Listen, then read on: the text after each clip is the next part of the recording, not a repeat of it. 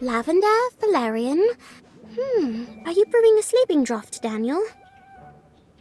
I was trying to, but apparently someone's used up the class's entire supply of flubberworm mucus. That would be Fisher and Colby. I heard they spread it on all the toilet seats in the 6th floor boys' bathroom. Of course they did. What am I going to do now? I can't finish my sleeping draft without flubberworm mucus. You know, Hagrid keeps flubberworms for care of magical creatures. He might let you extract some mucus, if you ask nicely. A great idea. It's just one problem. Asking nicely has never been my strong suit. Mind coming with me as backup? Sure, Daniel.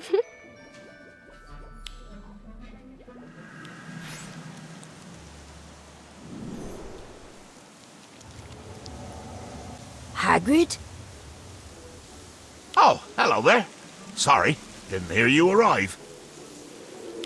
That poor hippogriff. What happened? Best I can figure out is something must have attacked her. Something big by the look of her injuries.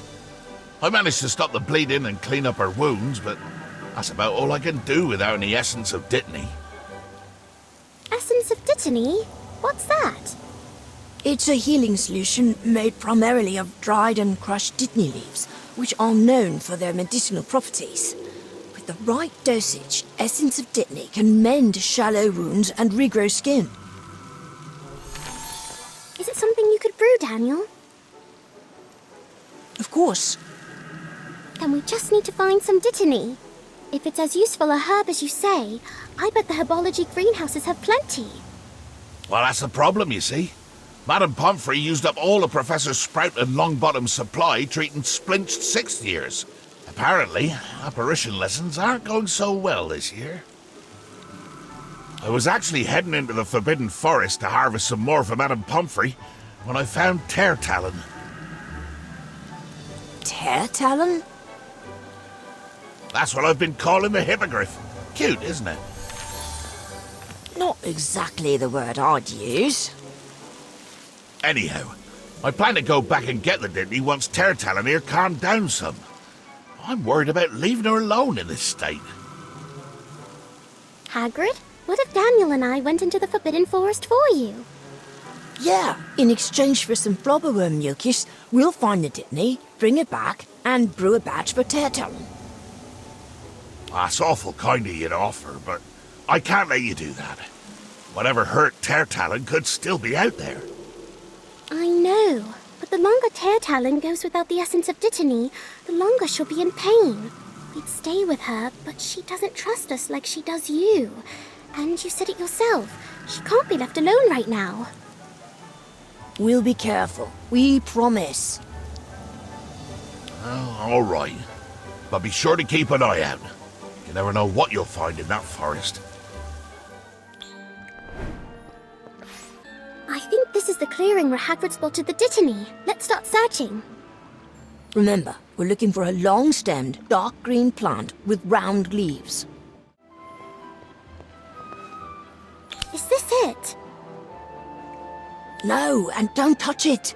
That's aconite, sometimes called monk's hood or wolfsbane. Its leaves are very toxic.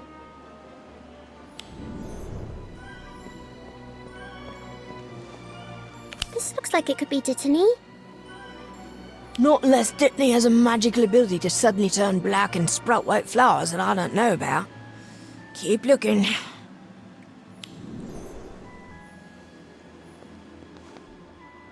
Dark green stem and rounded leaves. This has to be Dittany. Yes, that's it. And lucky for us, it looks healthy too. Great! Let's harvest some, make the essence of Dittany, and hurry back to Hagrid before we find whatever attacked Tear Talon too. You're back! Did you find the Dittany? Plenty! Daniel's brewing the essence of Dittany right now. He should be here any minute with it. Did you run into any trouble? Not at all. Whatever attacked Tear Talon must have moved on. Speaking of which, how is she doing? She's hanging in there, but we should get that essence of Dittany on her wounds as soon as possible. What was that?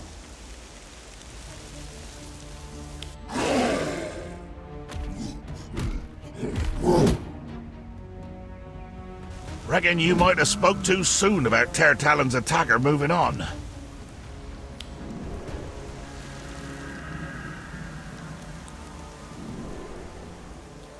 The essence of Dittany's done. Told you I could brew it.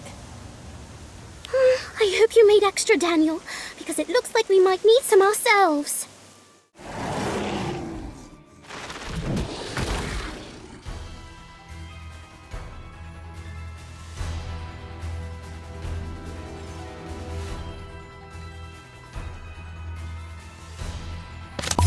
Essence of Dittany.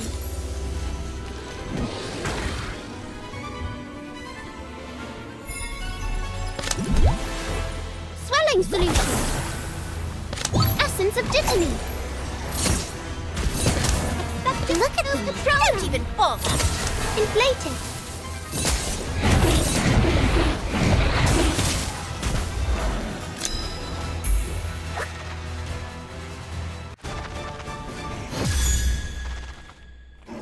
To think Tertalon's attacker was a forest troll. It's a wonder she didn't come off the fight worse off. I know trolls are notoriously violent and unpredictable, but why do you think this one was so set on hunting a hippogriff? Lack of reliable sources of food, perhaps?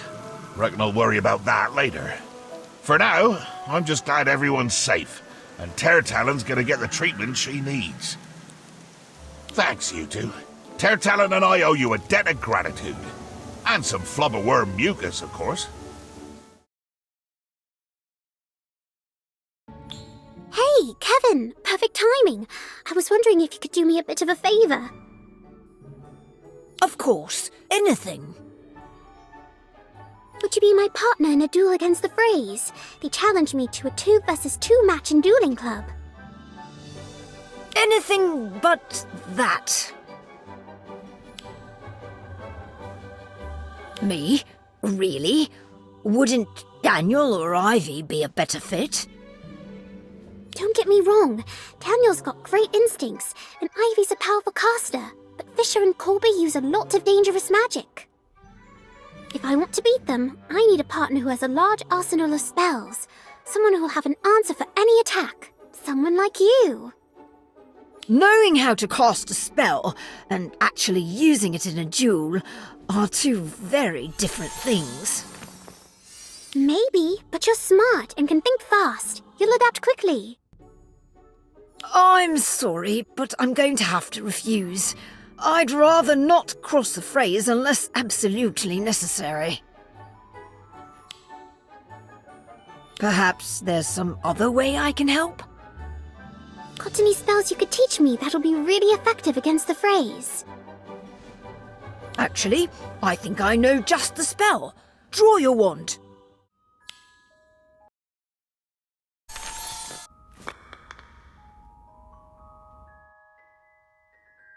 But isn't it a bit basic? Perhaps, but that doesn't make it any less useful. Just ask Harry Potter. It was his signature spell, you know. He even used it to defeat Voldemort. It was during the Battle of Hogwarts. With the last of his Horcruxes destroyed, Voldemort was finally mortal and vulnerable again.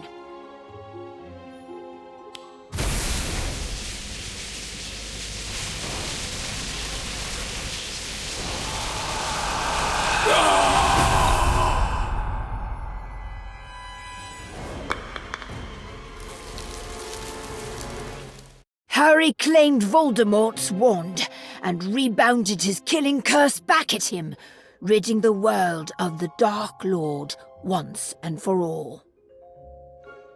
I suppose what I'm trying to say is that the Freys' attacks will be hard to counter and avoid, but if you use the disarming charm... I can knock the wands out of their hands before they can cast anything, of course. You might just be onto something, Kevin. I'm going to go and practice it right now. Oh, wait! I hope you don't think me a coward for turning you down.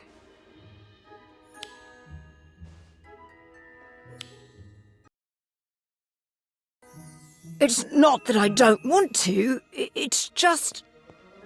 It's all right. You don't have to explain. It'll be short notice, but I'll find someone else to be my partner. Hopefully. Where's your partner? Don't tell me you're planning to duel us both by yourself. He's just running a bit late.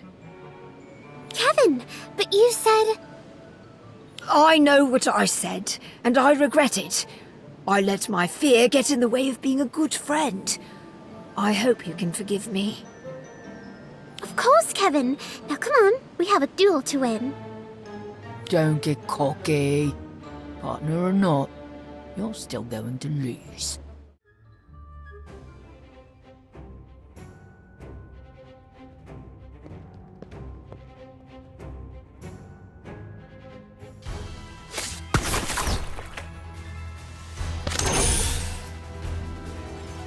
Expelliarmus!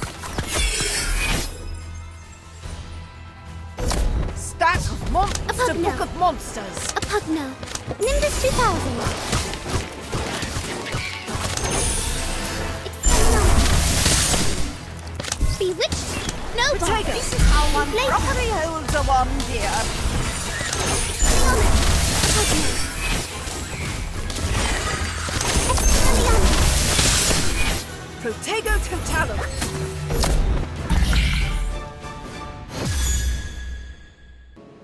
Oi, you got lucky this time. But next time will be different. I appreciate your help, Kevin, but now you're on the Frey's radar. I know, but helping you was the right thing to do, even if my wobbly knees say otherwise.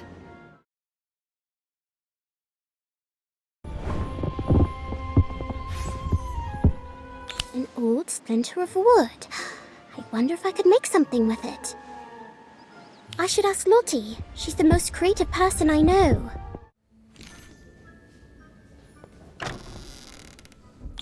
Hello! Oh! What have you got there? It's a piece of wood I found near the forest's edge. I was thinking of making something with it, but I can't decide what. I suppose I could make a musical instrument. Perhaps a flute. Oh, that would be lovely. The halls would be filled with music. Boring. I mean, those are great, but isn't it obvious? You should make a wand. Robin, making wands is incredibly difficult. It takes years to learn how. Besides, that looks like a broken piece of broom to me. Really? What kind of broom? Let's see. The wood is obviously mahogany, and based on the grain, colour, and this bit of gold lettering, I'd say it was a Nimbus 2000. Wow, a nimbus. Can we fix it? I think you'll need more than a single splinter to do that. With a shot, right? Say, you're good at charms. Try a mending charm.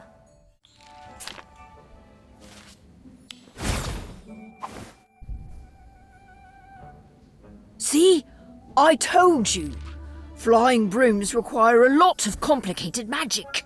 It takes my dad hours to get everything just right, and he's a professional.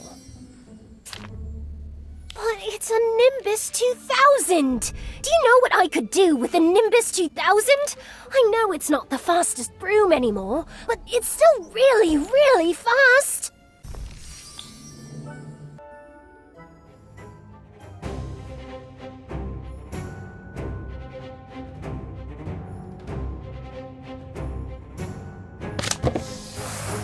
Nimbus 2000.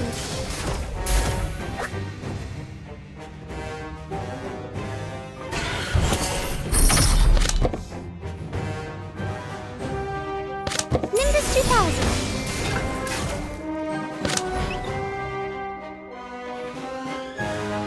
A Pugno. Nimbus 2000.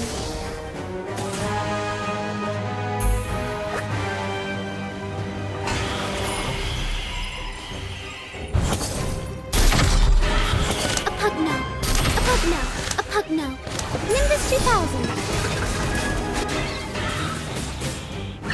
A Pugno. A Pugno. Nimbus 2000. A Pugno. A Pugno. Nimbus 2000. A Pugno. A Pugno. Nimbus 2000. Nimbus 2000.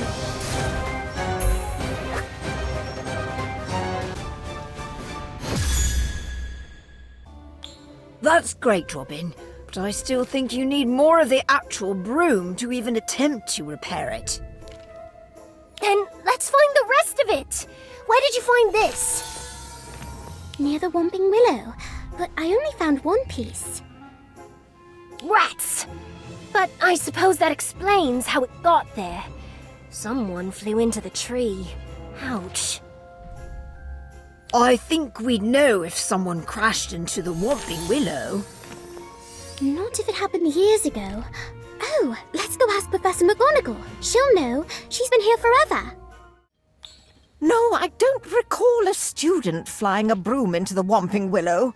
A Muggle automobile, yes, but not a broom. Excuse me? Did you mean a flying car?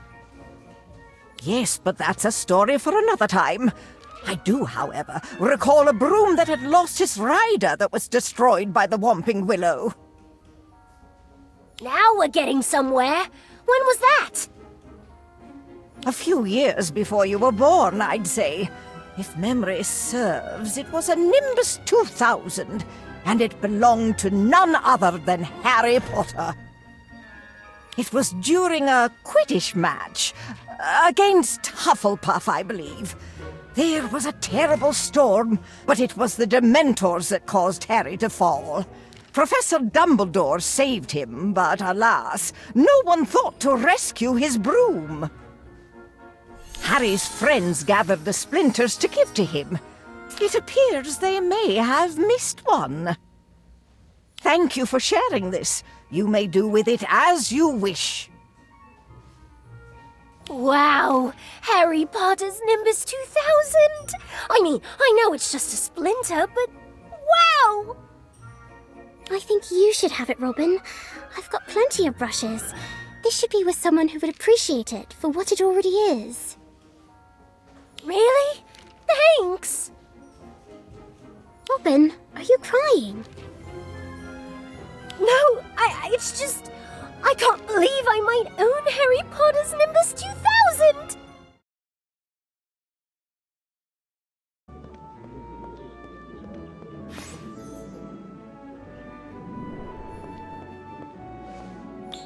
You know, Robin, the food isn't going anywhere. You can stop to breathe. I know. I just can't wait to go outside and get on my broom. But I thought we were all going to revise for our History of Magic exam today. Oh yeah, but it's so nice out. Seems a shame to waste the day indoors studying, doesn't it? Besides, I've nearly perfected the sloth grip rope.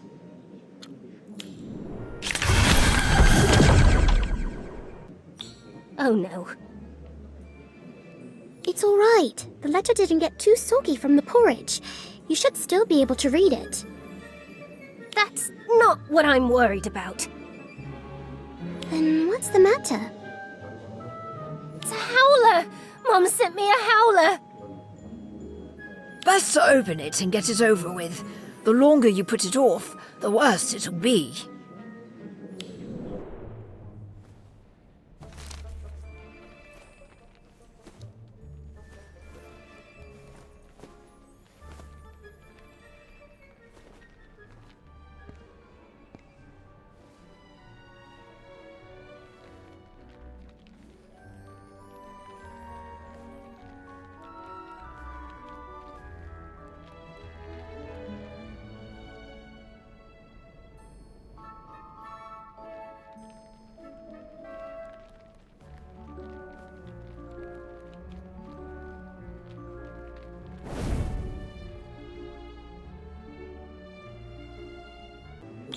What am I going to do? I'll die if I can't fly! The solution's obvious, isn't it? All you have to do is revise. Yeah, well, that's easier said than done. I've never been very good at reading or memorizing facts. Don't worry, Robin. We're here to help you. Why don't we start with the material for this week's History of Magic exam? Let's see. Who was Emmerich the Evil? He was that wizard who wore a jellyfish as a hat, wasn't he? No, that was Ulrich the Oddball. Emmerich the Evil was a wizard who terrorized the south of England in the early Middle Ages. He was killed in a duel against Egbert the Egregious, remember? No, that's the problem. All this history stuff is so boring. Even when I do manage to get through reading without falling asleep, I always mix up all the names and dates. Maybe it's not the material you find boring, but the studying method, Robin. Grab your broom and meet me on the Quidditch pitch. I have an idea. Not that I'm complaining about getting to fly, but are you sure this is a good idea? The exam is in just a few days. The solution's obvious, isn't it? All you have to do is revise. Traditional revising methods might work for us, Kevin, but they're clearly not working for Robin. That's why I'm proposing a more hands-on approach, one that takes advantage of Robin's strengths. Robin, you and I are going to act out the duel between Emmerich the Evil and Egbert the Egregious. You can be Emmerich, mounted on a fearsome dragon steed he was rumored to ride. I'll be Egbert. Why not? If it helps me keep my flying privileges, I'll try anything.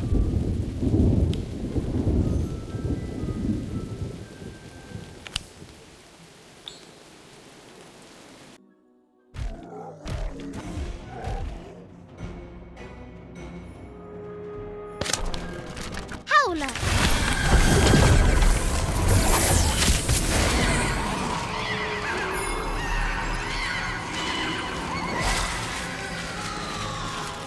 Troll!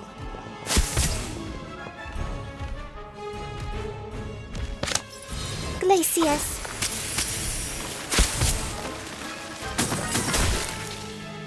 Howler! Monster Book! Spiders! And so, Emmerich the Evil was slain by Egbert the Egregious, thus ending his reign of terror, once and for all. Did it work? Let's see. Robin, when and where did Emmerich the Evil operate? The south of England in the early Middle Ages? That's correct! Well done, Robin. You remembered. And well done to you too for figuring out a revising method that actually worked. I can't believe I'm saying this, but you actually made revising fun! Thank you! Now come on, we've still got 9 chapters worth of material to act out!